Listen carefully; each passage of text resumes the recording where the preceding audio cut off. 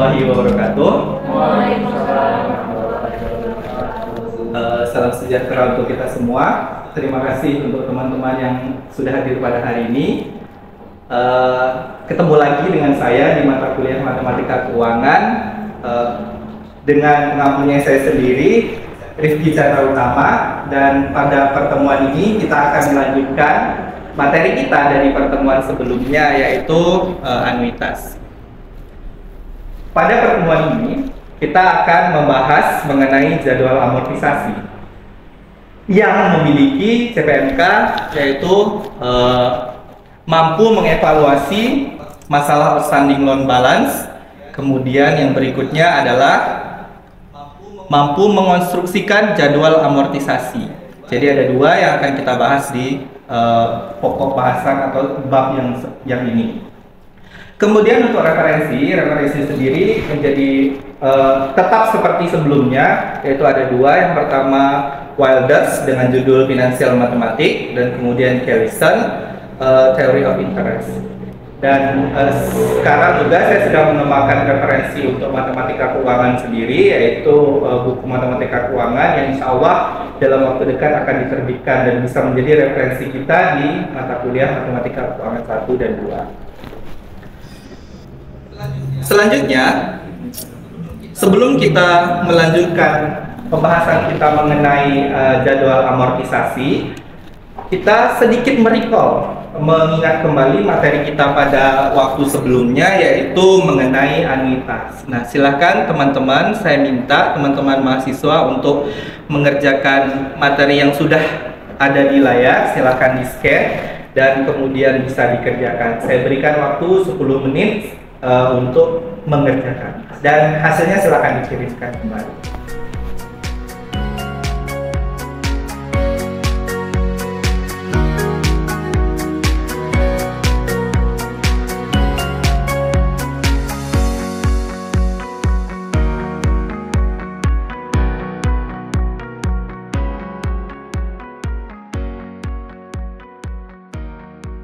Oke, itu saja untuk catatan dari recall kita pada kesempatan ini. Nah, kita lanjutkan untuk pembahasan kita di materinya. Capaian pembelajaran yang ingin kita capai pada pertemuan ini adalah yaitu mampu menerapkan konsep outstanding loan balance. Apa itu? Sisa utang kita yang harus kita bayarkan. Yang kedua adalah menilai kasus mengenai OLB atau outstanding loan balance, sisa hutang bahasa Indonesianya, adalah dengan benar. Nah, sebelum kita melanjutkan pembahasan yang lebih detail, ada beberapa pertanyaan konsep dasar yang harus kita bahas di sini di awal. Yang pertama, pernahkah teman-teman mendengar kasus ketika seseorang berhutang, kemudian sudah dicicil beberapa waktu? Misal dalam kasus ini 10 tahun kita berhutang, sudah dicicil dalam 5 tahun. Nah, sisa 5 tahunnya lagi mau kita bayarkan. Kebetulan kita punya uang nih.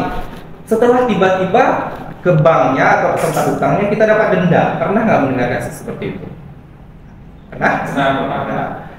Kasus seperti itu terjadi sebenarnya bukan karena tipuan dari bank, tapi karena kita tidak paham saja konsep pelunasan hutang. Ya, nah di sini ada ilmu yang membahas itu. Denda itu sebenarnya bukan denda yang dari bank, itu adalah kompensasi terhadap bunga yang harus dibayarkan, dicicilkan dari sisa hutang kita. Sampai di sini paham? Nah, kemudian yang kedua, bagaimana saudara membayangkan mengenai konsep pelunasan hutang termasuk bunga? Apakah dalam pelunasan itu ada bunga atau bunganya dipisahkan? Silakan, mungkin salah satu ada yang mau menjawab. Mbak Anissa mungkin, silakan Mbak Anissa. Mungkin Mbak Afra. Sudah termasuk sama bunganya Pak. Oke, sudah termasuk bunga. Setiap cicilan per bulannya atau per tahunnya itu sudah termasuk sama bunganya. Jadi bayar pokoknya berapa persen dan ada bayar bunganya juga. Oke, berarti Mbak Afra menyatakan bahwa setiap cicilan yang kita bayarkan ada di dalamnya ada bunga, ada di dalamnya juga pokok cicilan. bagaimana persentasenya? Maksudnya bagaimana bobotnya? Apakah sama persis 50% bunga, 50% cicilan? Ada yang tahu? Ada yang memberikan pendapat mungkin? Silakan, Mas. 70%-nya bunga, pokoknya 30% Pak. Oke, terima kasih atas jawabannya. Nah, kalau berpendapat seperti itu mungkin ada. Nanti kita akan bahas lebih lanjut mengenai berapa persen sih bunga yang harus kita bayarkan dalam satu periode waktu. Nah, kesimpulan sementara di sekarang adalah sebagian, nggak tahu sebagian berapa ya, sebagian kita bayarkan untuk bunga, sebagian kita bayarkan untuk pokok. Padahal dalam kenyataannya itu berjalan setiap periode dan persentase bobotnya itu menyesuaikan dengan periode waktu. Kemudian yang ketiga, bagaimana cara kita menghitung sisa hutang yang kita bicara tadi, OLB atau balance kita setiap cicilan. Cicilan pertama, sisa hutang kita berapa lagi sih? Cicilan kedua, sisa hutang kita berapa lagi sih? Dan seterusnya. Itu bagaimana cara menghitungnya? Kalau teman-teman misalnya hutang 20 juta motor, cicil pertama adalah setahun pertama 1 juta atau bulan pertama 1 juta. Apakah sisanya 19 juta? Gimana Mas Alvin? Tidak lagi, kenapa? Karena setahu saya itu ada perhitungan sendiri terhadap cicilan yang kedua. Oke. Jadi berarti belum tentu 100% 1 juta yang dibayarkan itu semuanya membayar hutang. Terima kasih atas tanggapannya. Nah, sebenarnya dari jawaban yang tadi sudah jelas ya. Jawabannya Mbak Afra, kita kombinasikan jawaban dengan Mas Alvin dan teman tadi bahwa setiap yang kita cicilkan itu ada bunganya. Jadi tidak serta-merta 20 juta kita utang, 1 juta itu full kita bayarkan untuk menjadi pokok utang kita. Nah, sebelum kita sampai ke tabel amortisasi, terlebih dahulu kita harus tahu sisa hutang OLB tadi. Nah, dalam menghitung OLB atau sisa hutang tadi, kita setidaknya ada dua cara. Cara yang pertama kita sebut dengan metode amortisasi, yang kedua dengan sinking fund. Jadi untuk melihat skema cicilan kita, setidaknya ada dua metode yang bisa kita pakai untuk menghitungnya. Yang pertama adalah metode amortisasi, yang kedua sinking fund. Nah, dari dua metode ini, yang paling poin harus kita pelajari pertama adalah sisa hutang dulu. Kita harus tahu sisa hutang per periode. Nah, kedua metode ini, apa yang menjadi pembeda? Pembeda yang pertama, kalau amortisasi, kita hutang, misalnya hutang 10 juta.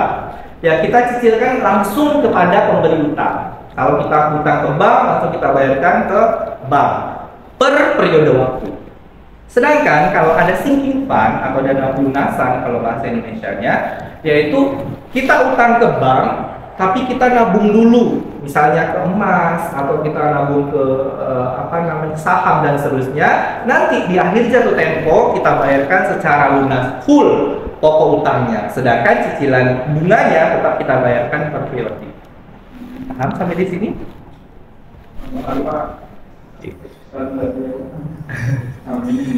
Nah, dalam amortisasi utang yang sudah saya sudah saya sampaikan di awal secara gambaran umumnya tadi, angsuran yang kita lakukan itu terbagi atas dua, tapi tidak persis 50%. Hanya sebagian bobot tertentu aja dibayarkan untuk bunga, sebagian lagi dibayarkan untuk pokok utang.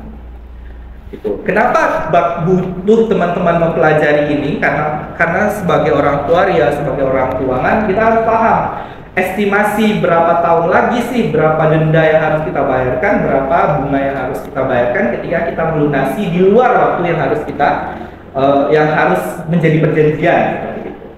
Nah, oleh sebab itu maka ada ilmu yang sebenarnya ini sudah ada, mungkin di tataran masyarakat luas masih belum dipelajari dengan luas, lebih banyak gitu.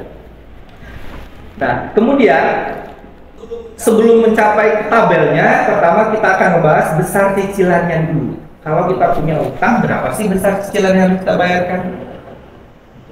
Kemudian selain itu kita harus membahas juga yang kita sebut dengan sisa pinjaman. Nah, misal kita meminjam sebesar X, kita bisa meminjam sebesar X rupiah dan itu selama N tahun. Ada yang tahu berapa besar cicilan tiap periode? Ini kita berandai-andai, kita mempunyai utang sebesar X selama N tahun. Anggap kita kenakan bunganya sebesar I, kebayang ya? Nah, berapa besar cicilan yang harus kita bayarkan untuk periode berikutnya? Nah, ini skemanya.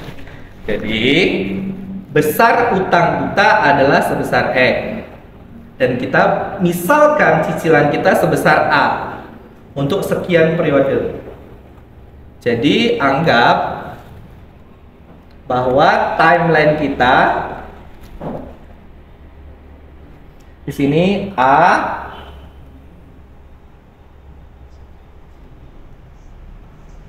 nol, 1, 2, 3, di sini A sampai ke N-1 dan sini N.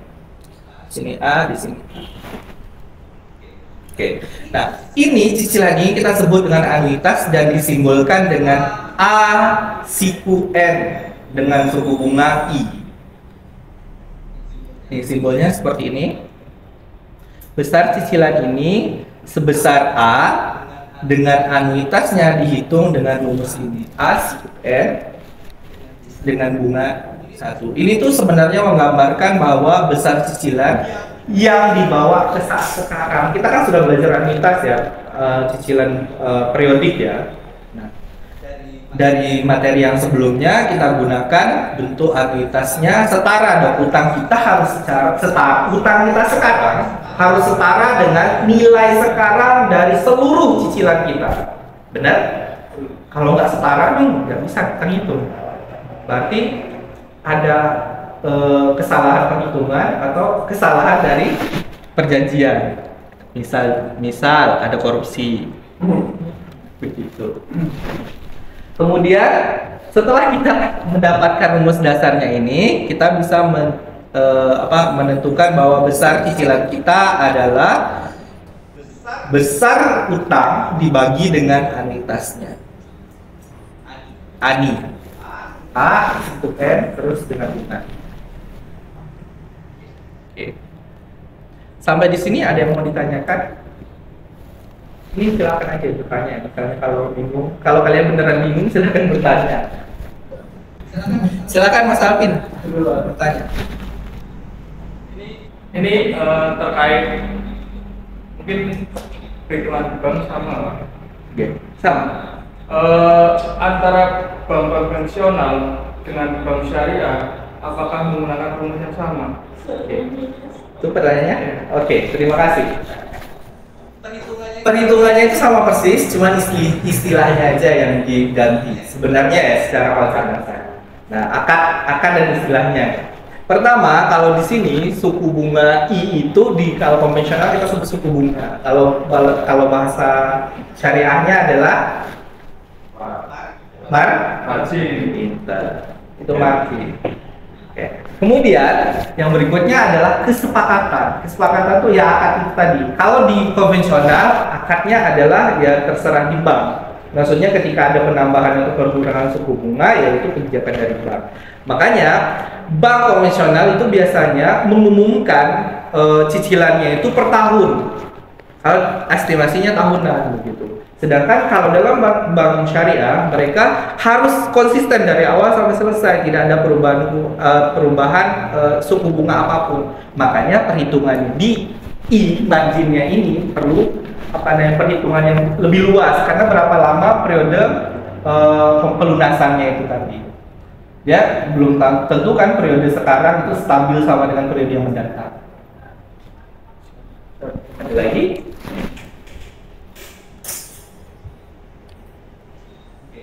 Oke. Pertanyaan berikutnya, setelah kita nyicil 2 kali, 3 kali, kita tahu nggak berapa sisanya? Gimana cara ngitung cicilan setelah misalnya saya kebetulan dapat rezeki nomplok sekian miliar, saya pengen melunasi utang saya. Berapa sih sisa utang yang harus saya bayarkan? Nah, kita punya ilmunya juga. kita punya ilmunya juga. Nah, ini kita sebut dengan outstanding loan balance. Ada setidaknya dua metode. Yang pertama metode prospektif yang memandang sisa periode pelunasan. Kita harus tahu berapa banyak periode pelunasan prospektif ke depan, prospektif ke depan. Kita harus lihat, harus tahu berapa besar, berapa banyak cicilan yang harus kita bayarkan dan berapa yang sudah kita bayarkan. Nah, itu metode prospektif. Tinggal selisihnya saja. Sedangkan metode retrospektif kita tidak perlu tahu berapa banyak periode yang harus kita bayarkan. Yang penting kita sudah bayar berapa dibawa ke masa yang sekarang. Ini adalah cicilan kita. Ini adalah besar cicilan kita di masa saat itu. Kalau misalnya kita udah 3 kali bayar, ya udah T-nya 3. Kalau di sini sudah kita bayarkan 3, berarti ST-nya 3. Jadi ini secara teori berarti ketika kita 3 kali bayar, dia menghitung posisi kita di tahun ketiga saja. Tidak peduli dia berapa lama kita yang harus kita bayarkan, gitu ya. Paham sampai di sini? Oke. Selanjutnya kita akan melihat contoh. Contoh yang suatu pinjaman dibayarkan setiap 6 bulan sebesar $2.000 sebanyak 10 kali pembayaran dan $1.000 sebanyak 10 kali pembayaran. Jika tingkat bunga nominal konvertibel semesteran 10%, tentukan OLB setelah pembayaran kelima dengan kedua metode. Saya kasih waktu 5 menit, silakan bahas. Silakan coba sendiri. Pak, saya punya Pak. Silakan mau bertanya. Nggak usah. Oke, tenang. Serius nanya. Ya. Oh, ini udah bayar. Dilunasi, tapi pokok dan bunganya lebih besar, masih lebih besar dibanding dia pinjam itu gimana? Pokok dan bunganya lebih besar daripada? Masih lebih besar. Dia sudah bayar, sudah ngangsur setengahnya. Misal pinjamannya misal itu 4 tahun. Oke. Dia sudah mengangsur 2 tahun. Oke. Kemudian ketika dia ingin melunasi, besaran nominalnya yang ingin dia lunasi lebih besar dibanding dia pinjam. Oke. Itu nominal kan ini. Nah, pertama itu berkaitan dengan suku bunga. Suku bunganya mungkin ada perubahan suku bunga. Terus makanya saya sarankan setiap apapun yang berkaitan dengan putusan keuangan, contoh buka rekening, contoh lagi adalah buka asuransi atau premi ya, ketika jadi polis asuransi, megang polis, itu dibaca benar apa aturan yang ada di dalam. Selama ini biasanya kita hanya diminta menandatangani, tidak untuk membaca dan mempertanyakan apa isi pasal-pasal, benar? Nah, karena itu makanya perlu edukasi. Nah, salah satunya adalah dengan teman-teman yang sudah ada di perguruan tinggi, mungkin mengedukasi lingkungan kita. Begitu. Terus, ya itu tadi kenapa masih lebih besar seperti itu ya? Itu tadi pertama bunga, inflasi atau pergerakan itu tadi yang paling berkemungkinan adalah pergerakan bunganya. Itu bisa bertambah beberapa kali lipat. Nah, kalau misalnya kita anggap suku bunga konstan selama 4 tahun, coba dilihat tabelnya. Kita anggap suku bunga konstan selama 4 tahun, besar cicilan kita adalah $301 atau anggap juta ya, 301 juta. Kita utang 1 miliar nih. Dalam 4 tahun kita harus membayar 301 juta. Padahal kalau kita hitung ini sekitar 1,2 miliar ya kasarannya. Ya kan? 1,2 miliar. Ya 2 miliar itu mau tidak mau kita sadar bahwa kita harus membayar bunganya. Coba dilihat. Dari 301 juta yang kita bayar, hanya membayar 22 juta saja, 221 juta saja pokoknya. Sisanya 80 juta hanya membayar bunga. Ya. Tapi bergerak ke bawah, dia mulai berkurang. Makanya di sini kalau teman-teman, saya mau melunasi di tahun kedua, kita bayarnya sudah berapa? 301 juta. Berarti kan sisanya 771. Ini sisanya. Kita bayar 1 miliar, kita bayar kita utang 1 miliar, kita bayar 300 juta. Sisanya masih 700 juta. Sekian, hampir masih 800 juta ya. Di atas pinjam kalau dipikirkan 1,3 Nah, iya. Karena apa? Itu tadi kita harus membayar bunganya. Apakah itu penipuan? Tidak sebenarnya. Dalam konsep keuangan itu bukan suatu tipuan, karena kita tidak memahami skemanya kan. Nah sayang sekali kan ilmu keuangan dasar seperti ini kita tidak dipahamkan di tataran perguruan tinggi. Apalagi teman-teman harusnya sudah bisa bercerita kepada lingkungan ya mengenai perkuliahan kita gitu. Kalau misalnya mau cicil motor, tiba-tiba sudah bayar 10 kali, saya pengen nih pas bulan ke-11, padahal cuma 12 bulan kan kita, bulan 11 saya mau lunasi, ternyata ada denda, padahal uang kita cuma cukup untuk membayar sisanya, ya kan? Nah itu kesalahan teknis yang sebenarnya bisa kita tanggulangi, gitu teman. Oke. Kemudian sudah kita bahas dan terakhir ada saya minta mengerjakan tugas, silahkan dibaca dulu, dicermati. Cari informasi bisa berupa brosur, aplikasi atau bentuk lain yang berkaitan dengan pembelian dengan cicilan.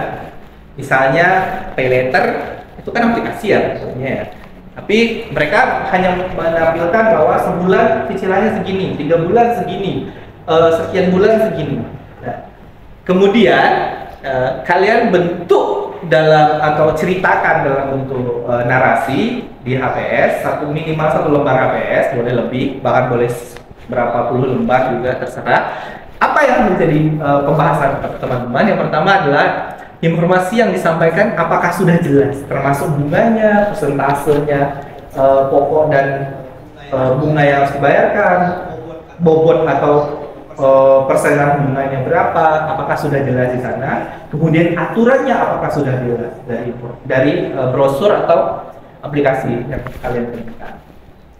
Kemudian apakah Anda tertarik untuk program yang ditawarkan suatu ketika ada nih pengen punya motor gitu.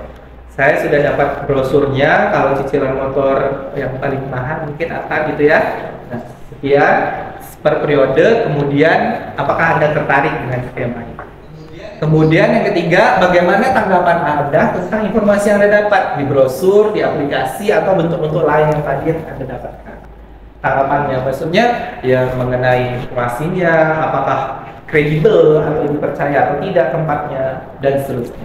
Kemudian apakah Anda dapat menghitung sisa utang pada waktu tertentu dengan informasi yang diketahui? Misalnya kalau sudah 5 kali cicilan dari brosur itu tadi, setelah 5 kali cicilan, apakah Anda teman-teman bisa menghitung sisa pokok utang kita? Gitu. Itu untuk tugas. Sampai di sini mungkin ada yang mau ditanyakan. Oke, untuk yang di online mungkin ada yang mau ditanyakan. Silakan Mbak Juwita. Oke, Pak boleh dijelaskan kembali dengan metode retrospektif. Oke, baik. Nah, tadi kita sudah mengenai sisa utang ya. Metode retrospektif ini saya tadi sampaikan bahwa kita tidak perlu tahu berapa kali kita mencicil, berapa kali harusnya kita cicil, gitu. Tapi yang kita butuhkan sudah berapa kali kita mencicil, misalnya 3 kali. Kemudian setelah 3 kali itu kita kurangkan dengan bunganya, dengan pokok utang kita. Saya ulangi lagi. Utang kita dibawa di waktu 3. Saya gambarkan, jadi misalnya gini ya, ini 0, 1, 2, 3. Ketika kita punya utang di sini sebesar A ya, dibawa ke waktu 3, di sini menjadi bukan A, maaf, ini X. Ini sebesar X, dibawa ke waktu 3 itu X dikali 1 plus I pangkat 3. Kemudian dikurangi dengan sudah kita cicil berapa kali. Ini cicilan pertama, cicilan kedua, ini cicilan ketiga. Jadi di sini adalah S dikali dengan akumulasinya A dikali S TI.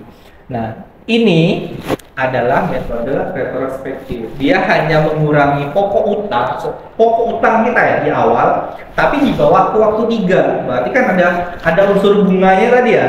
Di tahun pertama dapat bunga, tahun kedua dapat bunga, tahun ketiga dapat bunga. Kemudian dikurangi dengan apa? Dengan akumulasi dari cicilan kita. Akumulasi dari cicilan kita. Cicilan kita di waktu 1, cicilan 2, cicilan 3 dibawa semua ke depan nih, dibawa ke depan, dibawa ke depan, dibawa ke depan. Dibawa ke nomor waktu 3. Ini dibawa ke sini, dibawa ke sini, dibawa ke sini. Jadi ini adalah waktu acuan kita sekarang. Oke. Sudah cukup jelas yang di online mungkin? Oke, karena tidak ada yang mau ditanyakan, jangan lupakan tugas yang harus diupload di teman-teman di classroom teman-teman. Dan itu saya kasih waktu 1 minggu ya. Dan dalam waktu 1 minggu, saya harap teman-teman bisa menyelesaikan tugas ini. Karena tujuannya adalah untuk teman-teman bisa mengelaborasi masalah nyata di lingkungan kita masing-masing. Apakah sebenarnya lingkungan kita tuh sudah paham konsep masalah keuangan seperti ini, cicilan, jangan-jangan itu tadi kasus seperti Hamka, apa namanya? Bukan, yang Hamka pemilik jalan tol tuh. Oh iya, iya Hamka. Jangan-jangan seperti kasus yang Yusuf Hamka itu di sebagian masyarakat yang masih belum paham itu merupakan tipuan orang-orang keuangan atau ya saya juga belum jelas seperti apa ya karena ceritanya memang itu berkaitan dengan keuangan. Nah mungkin itu menjadi bahasan kita berikutnya. Oke teman-teman, demikian kira-kira saya pengen teman-teman mereview kembali pelajaran apa yang kita dapat hari ini pada pertemuan. Ada yang mau menyampaikan sesuatu? Silakan mungkin Pak Anggita. Pelajaran